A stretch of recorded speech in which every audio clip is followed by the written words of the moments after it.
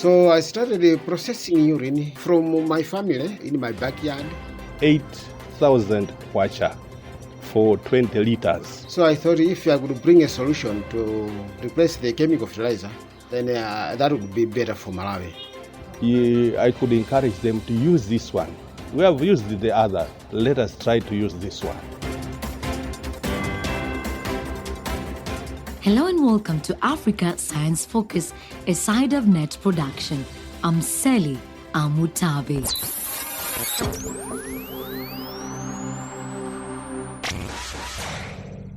This week, we look at the farming innovation that is turning human urine into liquid gold and helping to keep Malawi's marketplaces cleaner and smelling fresher.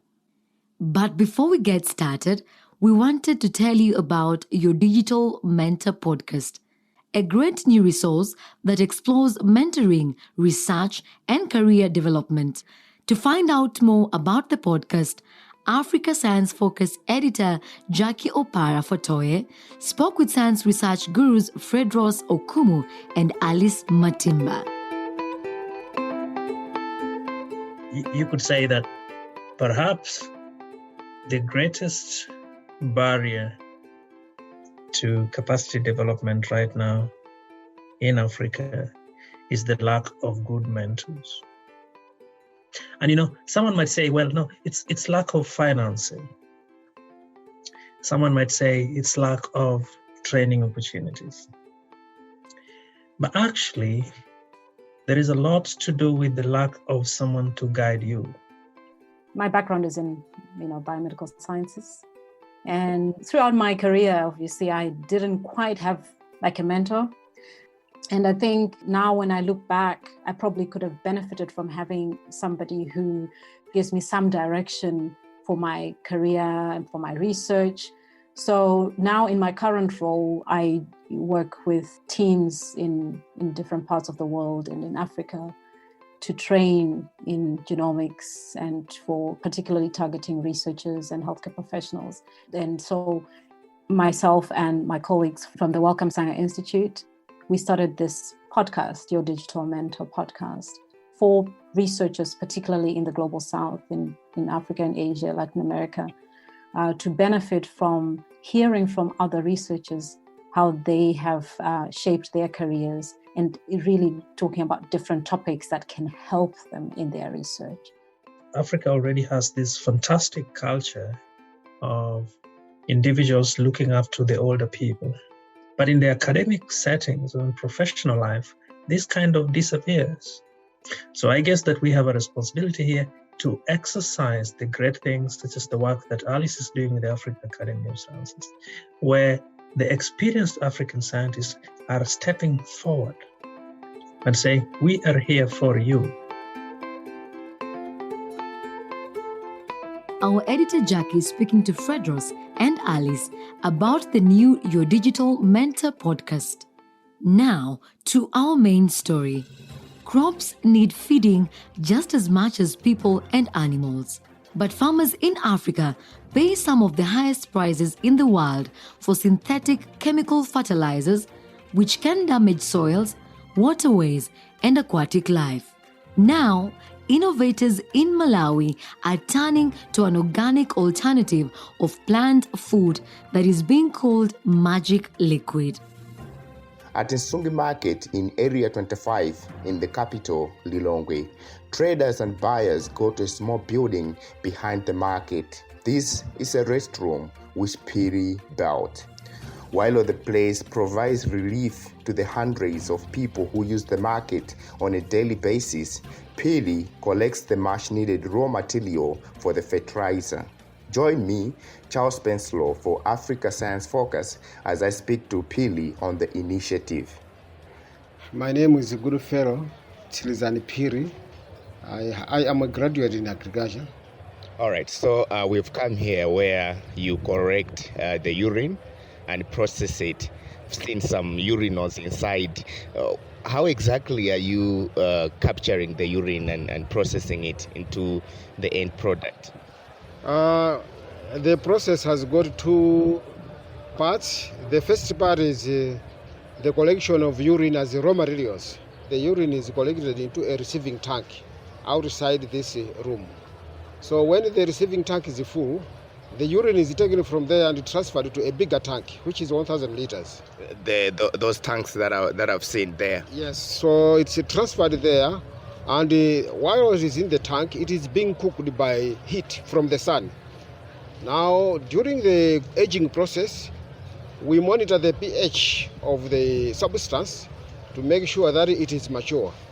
When it is mature, it changes from being acidic substance to alkaline substance. At that level, there is no smell, there are no pathogens, and also it's safe for human handling, free from diseases. Yes. Every day, Goodfare collects 20 liters of urine from the market. This might not seem much, but after the urine is diluted with water, it creates 200 liters of magic liquid, which Godfrey thinks is better for the soil than chemical fertilizers. In Malawi, I would say 75% of the soils in Malawi are damaged. They're exhausted, they are not fertile enough. Most nutrients have been lost. We have depended on chemical fertilizer for many years, which are imported. We have to practice organic farming. We have to incorporate most of the organic matter into the soil. So that's what I'm doing. And also the sustainability. The fertilizer we have is naturally sustainable by nature. A human being will eat what is grown on the soil, and whatever comes out of the human being must go back to the soil. That's very sustainable, now and forevermore. But when it comes to performance in the field, in most cases, in the long term, our fertilizer is better, because once we apply to the soil continuously, it reconditions the soil, and the soil becomes more fertile, so you need less and less as you apply more. While the chemical fertilizer has got the opposite, the more you apply it, the worse the soil is going to be. It damages the soil. Research has shown that the overuse of chemical fertilizers can be dangerous.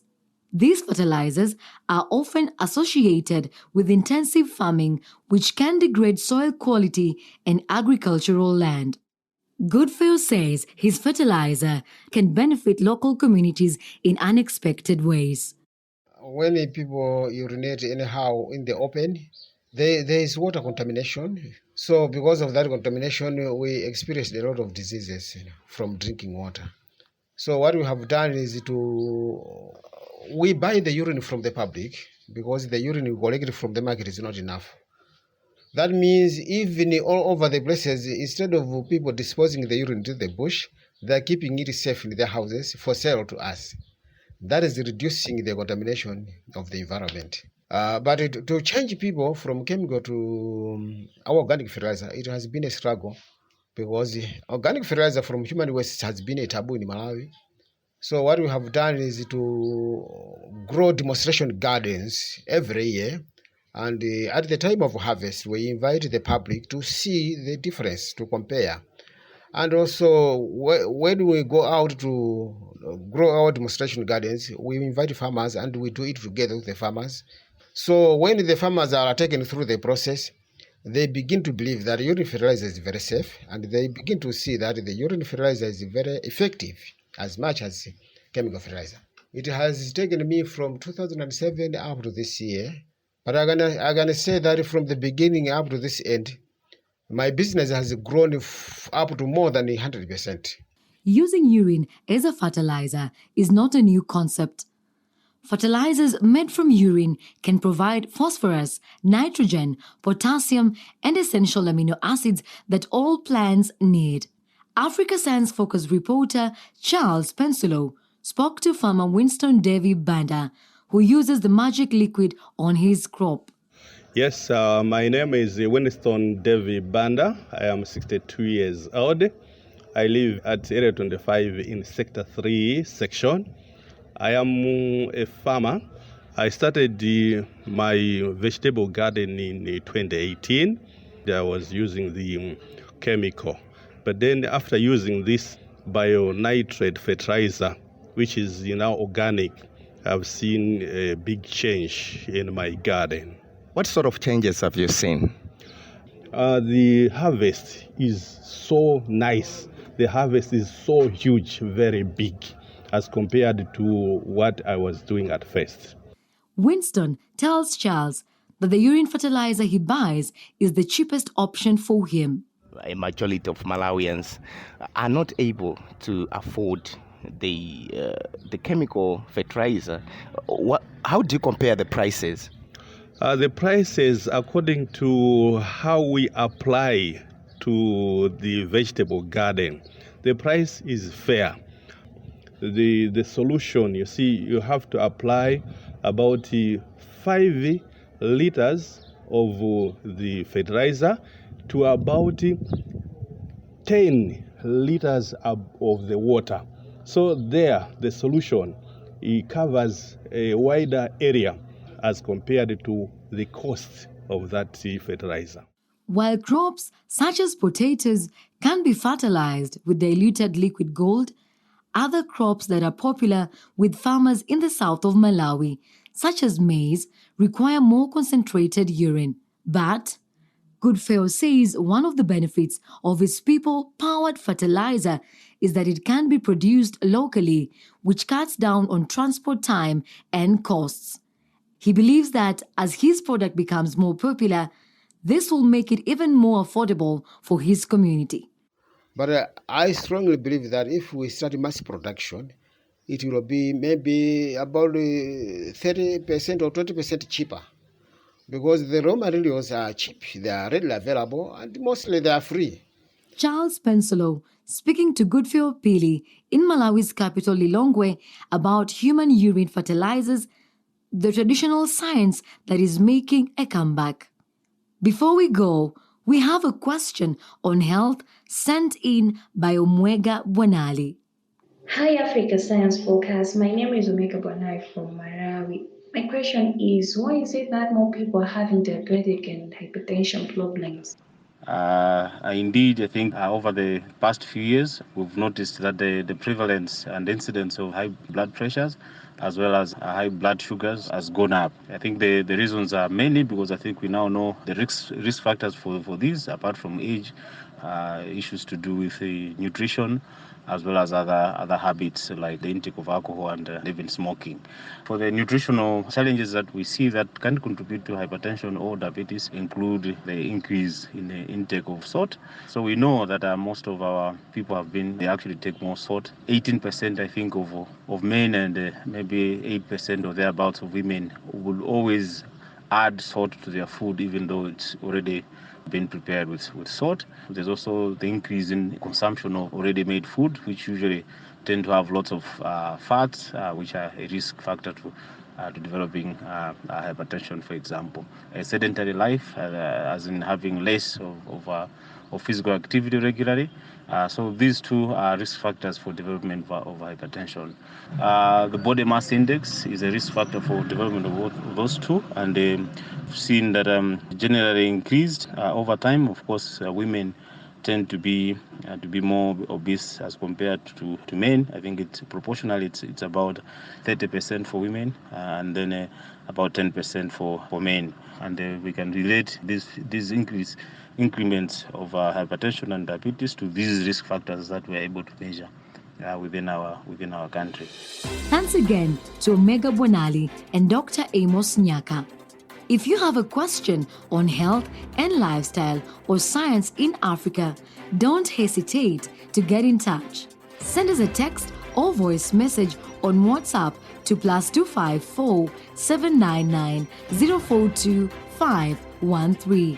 You can subscribe to our program, download episodes, and leave a review at www.sidev.net.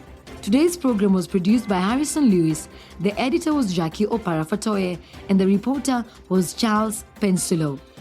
I'm Selly Amutabi. See you next Wednesday.